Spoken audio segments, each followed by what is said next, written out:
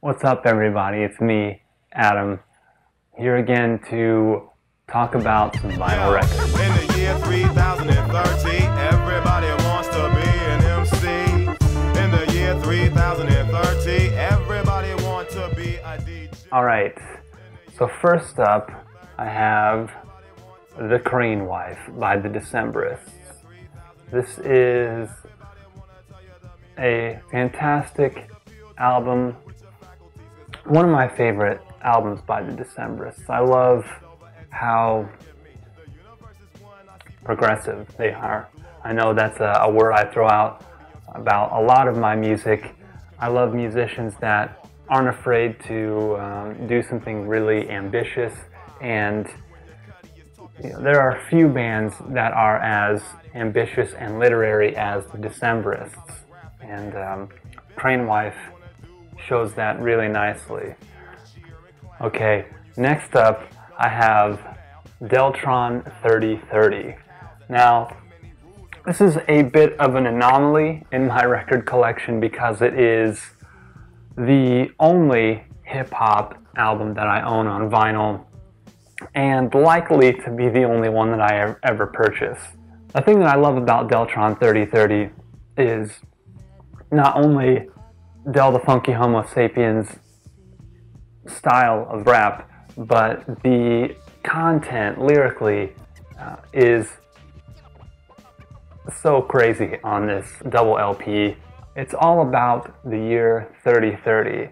So this is a rap concept album. I'm going to try not to say the P word here in regards to this album, but you could say it's a little progressive. Great hip-hop album, awesome beats.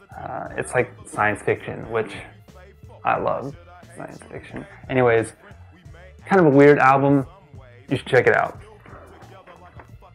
Alright, next I have Electric Light Orchestra, A New World record. This is a fantastic album from Electric Light Orchestra, one of my favorite classic rock bands, if you will. They are kind of progressive also. This album in particular has some great songs on it, some of my favorites. And next I have another Electric Light Orchestra album. This is Discovery, almost like a mid-Eastern adventure movie aesthetic to the album art and the pictures inside the gatefold here. Also a great set of songs from Electric Light Orchestra and Jeff Lynne, who is a fantastic songwriter, producer. What can you say? It's awesome. Alright, so next I have Elton John's Greatest Hits. Now this is pretty decent. I'm not the biggest Elton John fan. I got this for free out of my grandmother's garage, and it is beat up. Oh my gosh, look at this thing. It is messed up. To the point that there's not really much worth saying about it. It plays really nicely, and it's got some decent songs on it.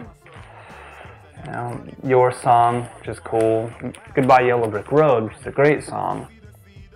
And it's got stuff that I really think is just stupid, like Honky Cat, dumb. Crocodile Rock, another dumb song by Elton John. It's like he was practicing his children's music and, I don't know, wrote this stuff. Anyways, some decent songs on here, in spite of the fact that I'm just ripping it to shreds.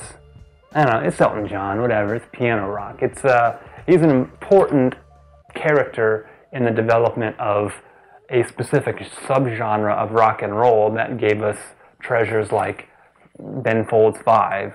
So, I mean, there's that. I have here a fantastic album, Fleet Foxes by Fleet Foxes. 2008 Sub Pop Records.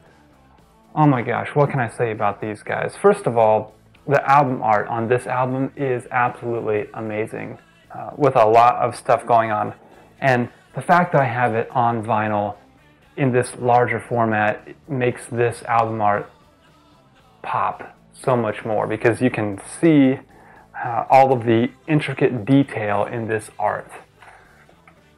And you pop it open, and of course, really interesting design on the inside of the gatefold. Not what you'd expect. You'd expect to open this up and see, I don't know, a picture of Fleet Foxes or some lyrics or some information. Nah, nothing. But the cool thing about the vinyl release that makes it a better purchase than the CD release is the fact that it comes with a second LP. And on this second LP, we have the Sun Giant EP, which is awesome. So it's the entire Fleet Foxes self-titled album from 2008, plus the Sun Giant EP that they released a little bit later. And Sun Giant has a couple of my very favorite Fleet Foxes songs on it. And so having it on vinyl is a treat. One of the things that I say about Fleet Foxes when I'm trying to describe them to people who haven't heard them, because they're one of the first bands that I would recommend to someone who wants to get into indie music, is that they sound a little bit like the Beach Boys if the Beach Boys, instead of growing up on the beach in California, had grown up in John Denver's backyard, you know, hanging out in the Appalachian Mountains, because it has that folksy sound, but the way it's produced, the tonality of the instruments is very Beach Boys-esque. And those two things you would think wouldn't work, but they come together so beautifully that, I mean, it's hard not to absolutely love this album. It's one of my favorite albums ever from the Fleet Foxes. Please get it, listen to it, love it. I know you will. Next up, I have Fleet Foxes' Helplessness Blues. Now this is their 2011 release. This was an album that I was greatly anticipating, and subsequently just a little bit of a disappointment when I first heard it. Now the album has grown a lot on me since then, but this double LP is a little bit of a departure in terms of its sound from their self-titled album. It's still very folksy, it's still excellent songwriting, it's just a little less lush in its production in the way that the self-titled album was.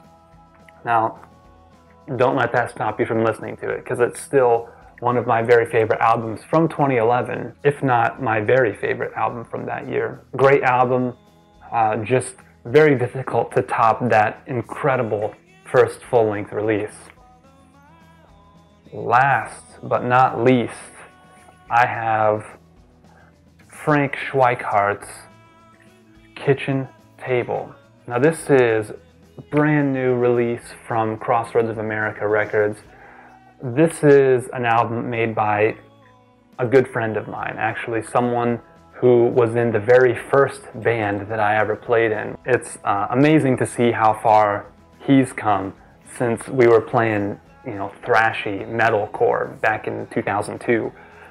Because this is a very subdued indie rock album, really good. I mean, the songs sound to me very much like the Midwest indie rock. It just takes me back to Indiana.